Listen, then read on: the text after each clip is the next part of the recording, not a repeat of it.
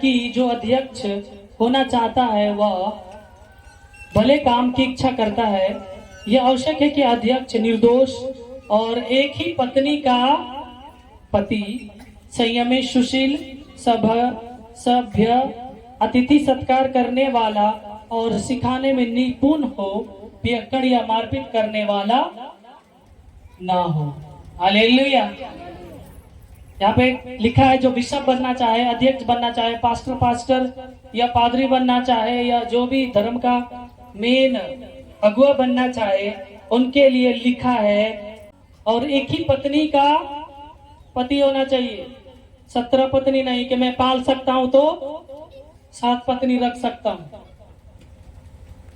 ये आपका शारीरिक वासना है, ये आपका शरीर का इच्छा है, आत्मिक इच्छा नहीं हो सकती। हालेलुया। मसीह लोगों में जो परमेश्वर के अगुए हैं, यहाँ पे लिखा है आप एक ही पत्नी व्रत हो। आपकी पत्नी एक होना चाहिए, 2 तो 3 तो नहीं। या जवानी मर गई इसलिए दूसरी पत्नी कर लिए, खुश मत होइए। तब आपका मन पत्नी के ऊपर रहेगा, ससुराल के तरफ रहेगा, प्रभु पर आपका मन नहीं लगेगा। परमेश्वर का प्रेम को पकड़िए। गर्लफ्रेंड बॉयफ्रेंड 17 पत्नी का खुशी मत रहिए।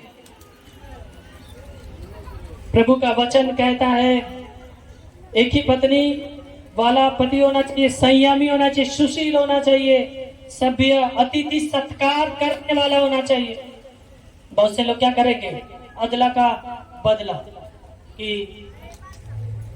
हमें ओकरा जाए छे ने, हमरा सेवा नहीं करे छे, लाल चाय पिलाए के भेजी दे छे, हमरो आलो छे, एकरा मटन चिकन खिले, एकरा बढ़िया से खीर पूरी बना के खिले, जरूरी नहीं है खिचड़ी बना के दे दे, ऐसे करेंगे भला। प्रभु का वचन कहता है अतिथि सत्कार करने वाला लोग होना चाहिए, क्योंकि हम लोग इंडिया में सुनते हैं कि अतिथि देवो भव। जब अतिथि हमारे घर में आते हैं तो खुदा का क्या आता है, परमेश्वर का सामर्थ, आशीष, बरकत आता है। हालेलुया। इसलिए हमें अतिथि सत्कार करने वाला लोग होना चाहिए, प्रभु कहता है, और सिखाने में निपुण हो, पियक्कड़ या मारपीट करने वाला ना हो, वरन कोमल और ना झगड़ालू और ना धन का लोभी हो, अपने घर का अच्छा प्रबंध करने वाला होना चाहिए। हालेलुया। वही लोग अध्यक्ष बन सकते हैं, परमेश्वर का दास, दासी, बिशप, डीकन बन सकते हैं, नहीं तो कोई फायदा नहीं है। बहुत से लोग इस संसार में दिखावा, पास्टर, दास, दासी, अगुए, फादर, सिस्टर बन रहे हैं, अंदर तो भैया काला कोयला पड़ा हुआ है।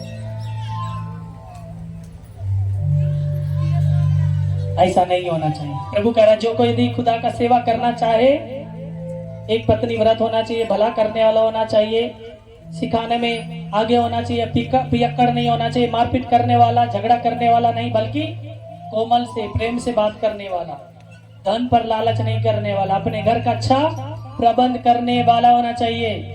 एक आंटी बता रही थी, कुछ परमेश्वर के दास दासी है, चर्च तो चलाते हैं, घर पे बहुत से लोग आते हैं, लोगों को प्रार्थना के बाद चाय पिलाते हैं, और अपनी बूढ़ी माँ को एगो साड़ी नहीं दे पाते, खाना टाइम में नहीं दे पाते, और बुढ़िया बोल बोल कर बात करते हैं। थोड़ा सा दादी माँ बोल देंगे, माता श्री बोल देंगे, सासू माँ बोल देंगे, तो क्या हो जाएगा, बड़का आए बड़े पास्टर बनने।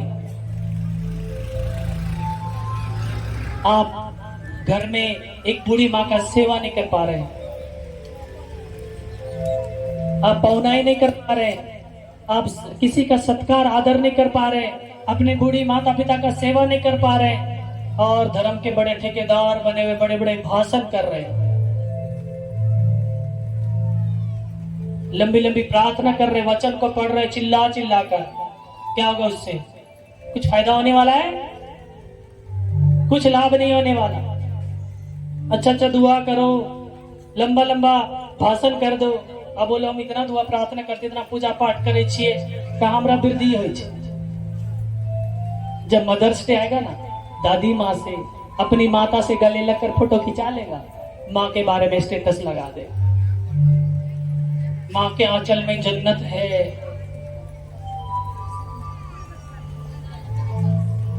बड़े बड़े अक्षर में लिख देंगे। और कितना दिन सेवा करते माँ बाप का? 0 बटे सन्नाटा। और स्टेटस लगाने में आगे रहेंगे तो परमेश्वर कहां से ब्लेसिंग करेगा?